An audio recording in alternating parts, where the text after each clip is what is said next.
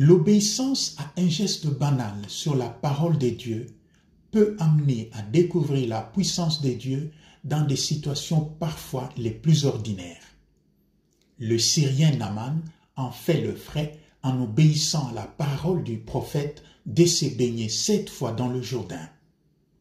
Un geste ordinaire avec des effets extraordinaires. Les 10 lépreux les découvrent en obéissant à la parole de Jésus d'aller se montrer au prêtre.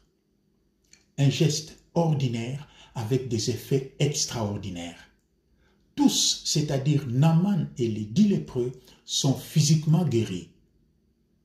Mais la guérison du corps n'entraîne pas automatiquement celle de l'esprit. Les 10 lépreux, avant leur guérison, sont tous rapprochés par leur maladie. Ils sont 10 lépreux, 10 malades, 10 exclus de la société qui s'adressent à Jésus tout en respectant la distance sanitaire. Mais après leur guérison, on découvre leur vrai visage. Ils sont 9 fils d'Israël, 9 croyants supposés bons et un samaritain, un païen, un hérétique. Paradoxalement, l'hérétique est le seul qui reconnaît que la vie et la guérison viennent de Dieu. C'est pourquoi il rebrousse chemin pour remercier l'auteur de sa guérison.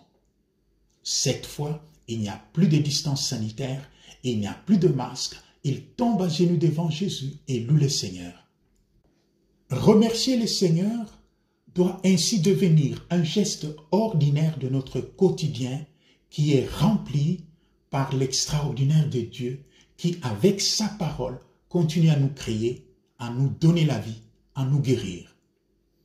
Le Syrien Naaman demande d'apporter un peu de terre d'Israël pour perpétuer dans son lointain pays la reconnaissance au seul et unique Dieu qui bénit la terre d'Israël par sa présence. Parfois, nous sommes assis sur une mine d'or sans nous en rendre compte. Israël ne se rend pas compte de la valeur de la terre bénie sur laquelle il marche tous les jours. Les chrétiens semblent ne pas connaître la valeur de cette parole de Dieu qu'ils rencontrent chaque jour. Aux 10 lépreux, Jésus demande un geste ordinaire, c'est montrer au prêtre, puisque le geste extraordinaire, la guérison, Jésus l'a déjà accompli par la performance de sa parole. L'obéissance à un geste banal comme acte de foi n'exclut pas cependant la grâce de discernement, la grâce de la prudence dans le vécu quotidien de notre foi, puisque le danger qui nous guette est celui de confondre la voix du Seigneur à celle de faux bergers. Beaucoup de charlatans sont prêts à bondir sur l'aspect miraculeux de ces textes pour abuser des malades. L'expérience de la maladie et la recherche à tout prix d'une guérison peut amener à des comportements impensables en situation normale.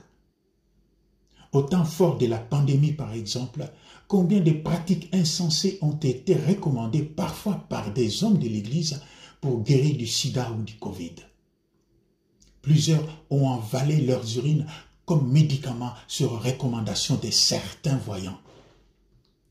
Combien de filles naïves ne finissent pas par être abusées par des pasteurs charlatans qui promettent des prières ou invitent à des gestes au nom d'une certaine croyance pour guérir de la stérilité.